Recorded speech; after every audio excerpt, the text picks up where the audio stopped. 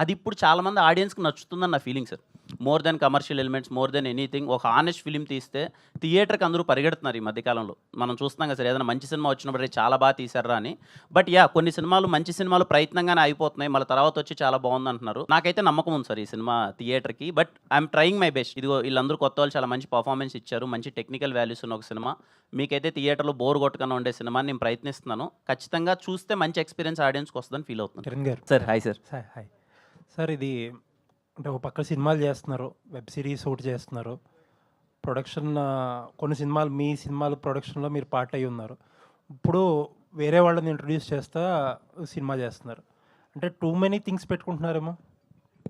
అంటే ఎలా మేనేజ్ చేయగలుగుతున్నారు ఇయన్నీ అసలు? ఆ టీమ్ మంచి టీమ్ సార్. మంచి టీమ్ సపోర్ట్. ఆఫీస్‌లో ఉన్నోళ్ళందరూ ఎక్కడే గాని వాళ్ళు రూ. 10 మాకెలా వస్తదనే దానికన్నా అందరం కలిసి ఎలా బాగుందామని ఆలోచించే మనస్తత్వాలందరూ.